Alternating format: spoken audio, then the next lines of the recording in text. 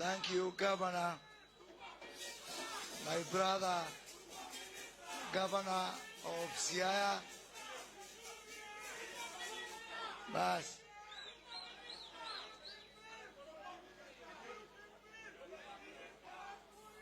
What a day. What a day. Governor James Orengo, Your Excellency, my brother, the only youth leader of Siaya County,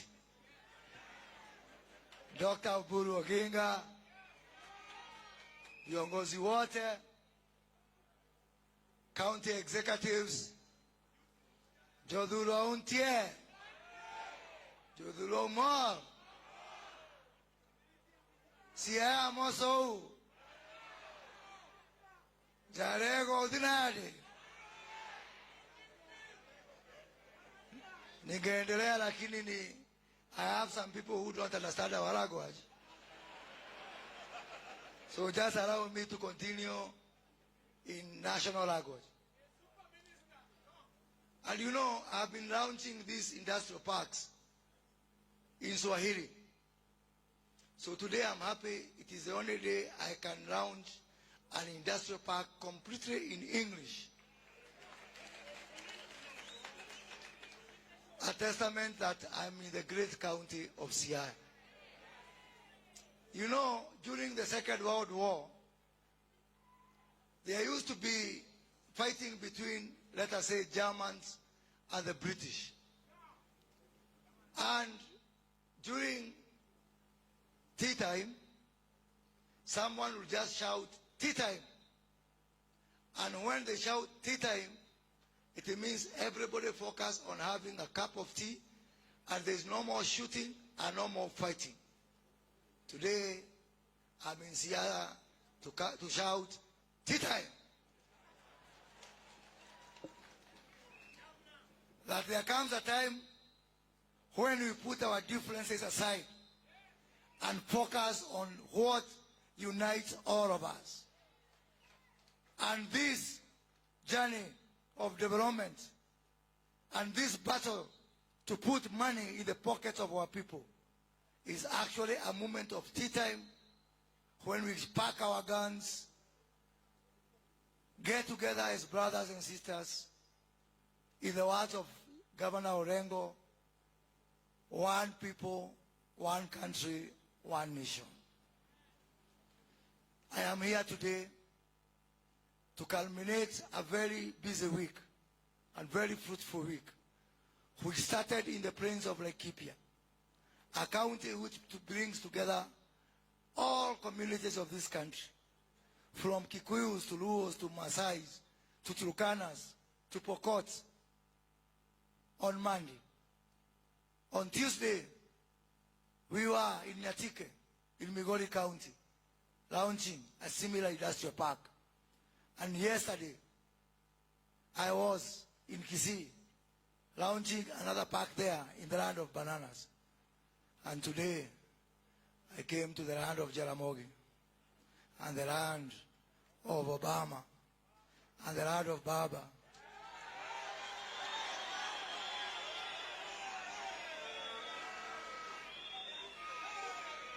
And the land of the great James Orengo, to say that indeed development has no boundaries and we are all one people.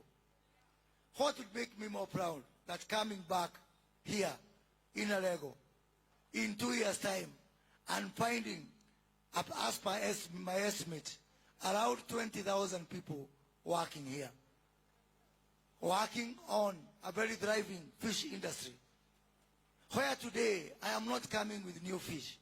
It is the same fish that is found in this treasure of yours called the lake. But I am here today to ensure that you reap maximum benefit from your fish. The same fish that you have. Once we do value addition, once you do processing of your fish, once you sell your fish directly from Alego, as that young girl has said, from Siaya to the world, it will make my heart melt with love. How happy will I be if today I'm wearing clothes which are not benefiting the people of this country. But when we work together on the cotton industry here in Siaya, and within 2 years, we come back and say, we are now wearing clothes made in Siaya, not just by tailors of Siaya, but Siaya farmers toiling in their farms and helping us to clothe ourselves. For indeed, it's a shame that 60 years after independence, we continue to import clothes when we can actually make our own cotton. The same for all the other products. I have seen a lot of activities on sunflower and other edible oils. This year, Kenya will import crude palm oil worth 150 billion Kenya shillings. That money will benefit people of Malaysia, people of Indonesia, people of other countries. That money will create jobs in Indonesia and Malaysia. It is my humble contention that these jobs are required here in Kenya more than anywhere else. If we continue importing shoes, when we can, I've seen here some efforts to have some leather coming from fish as a byproduct of fish. And as I said on Monday in Laikipia, I look forward to next year where I'll ban all imports of shoes so that the people of Siaya and the people of this region can be able to convert fish into leather, into shoes, into bags for our ladies, into belts, so that we can also put money in our pockets. This program is a shared program. Kenya shillings 250 million from national government, Kenya shillings 250 million from the county government of Siaya. And I want to thank my brother Governor Orengo and the county assembly, especially the county assembly, for supporting the governor's program. I must say the governor has been, I must say, the most enthusiastic governor on this program.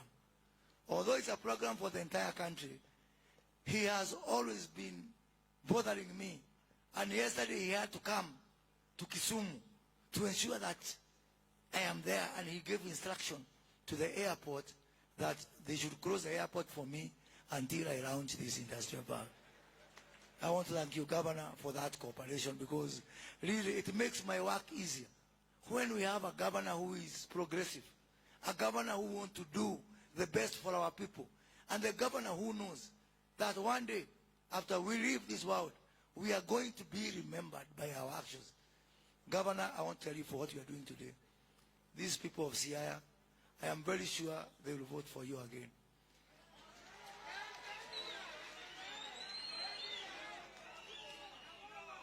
But that is not important. What is important is whether they vote for you or not. Me and you, we have got very high chances of seeing the kingdom of heaven because of what you are doing today. And I'm very, very, very, very, very, very proud of that. So guys, let us work together to uplift the lives of our people. Hakuna uchaguzi mwaka huu na hakuna mwaka ujao. So can't we keep ourselves busy by focusing on development? Then when the next election comes, we decide now, tea time is over, we go back to those other things. And if possible, even those ones, we leave them behind and we forge together as one united nation. Sitting here, standing here as a minister in charge of investment, trade and industry, I feel a sense of foreboding. When I remember the journey that myself, Brother James Orengo, Senator Oburu Oginga have come from. On 20th of January 1994, we were here, a whole 29 years ago, to bury Jaramogi Oginga Odinga, the man who instructed Otieno Kajwang to represent me in court and get an injunction that stopped me from being expelled from the University of Nairobi. And when I came here to bury him, I came to thinking we were coming for a burial. Until now, James Orengo quoted Mark Antony and told us that he was not coming to bury Oginga. 1 year later, when we had our first anniversary, the first Teraburu of Jaramogi, I was at Kango Kajaramogi. And I remember I was sitting next to Oburu. And Oburu had a very long kabuti. That time, President Moi had said there's not going to be any live music in that Teraburu. And the leadership of this region was saying, no way. So we were there, and it was getting dark. Olusegun Obasanjo was there. That time not as a civilian president, but a former military ruler. And when the music started, I remember it was around 6:30 p.m. Okachi Bigi started playing Sarah. And as they say here, no sooner had Okachi Bigi started playing Sarah, tear gas was thrown. And I remember Oburu and I, we were helping each other buy the cactus at Kango Kajaramogi to escape from a DC called Kirito Amai. And then we were whisked to safety. We went to a powder farm, and Baba prepared for us the best chicken I've ever tasted in this side of the world. That is 28 years ago. Today, I'm here as a minister. Orengo is here as a governor of Siaya. Oburu Odinga is here as a senator. And Makamu is an ordinary citizen.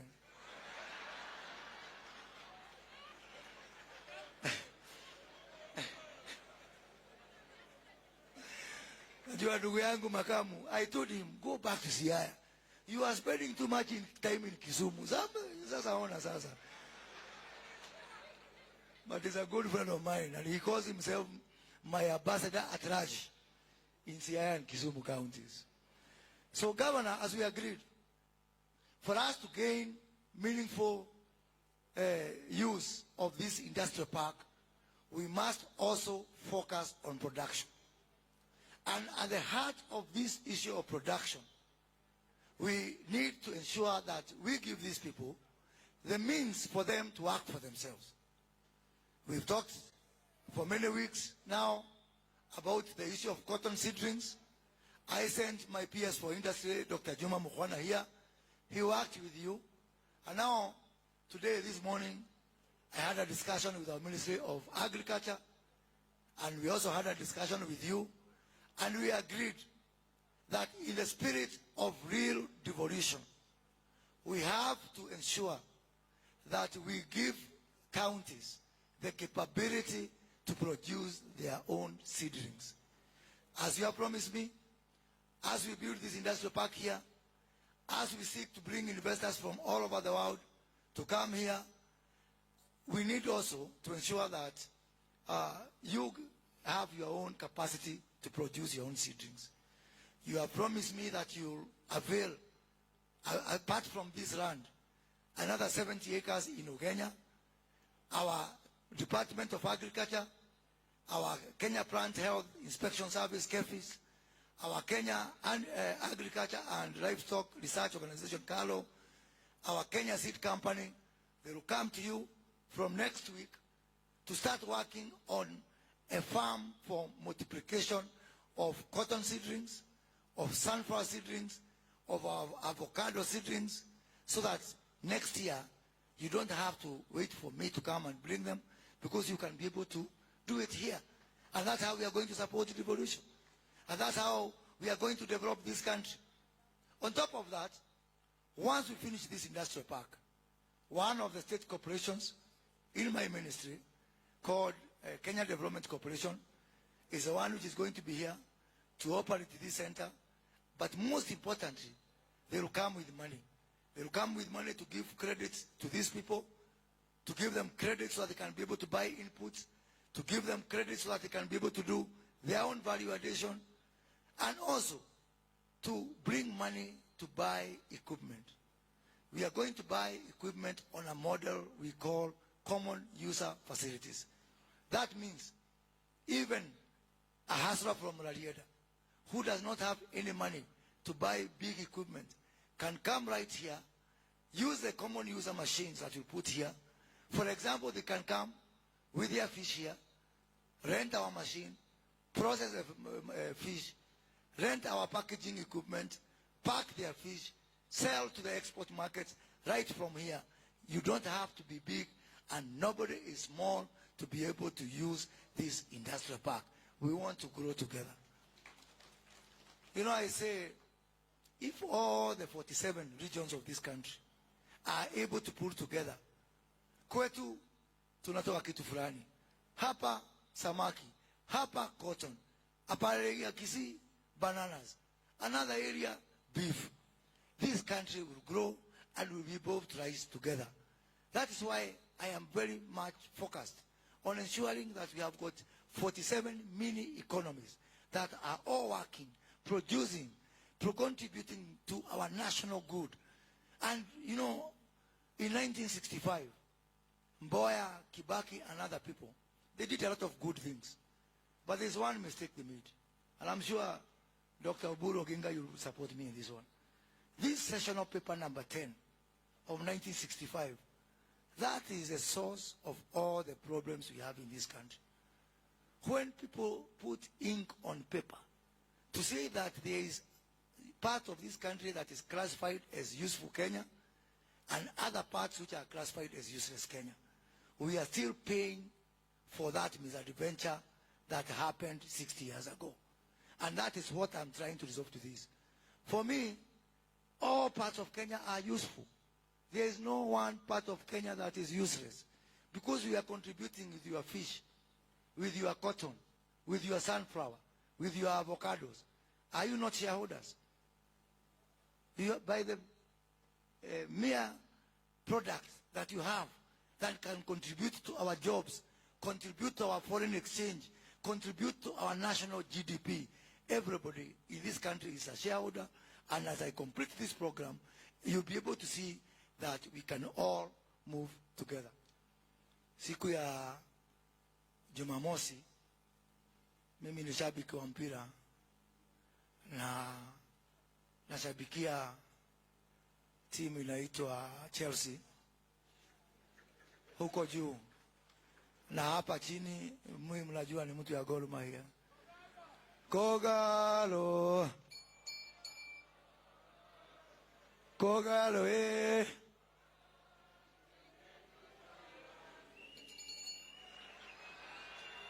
Asante sana na Mungu awabariki. Thank you very much. Thank you very much. Bwana CS, before you go to your seat, kindly.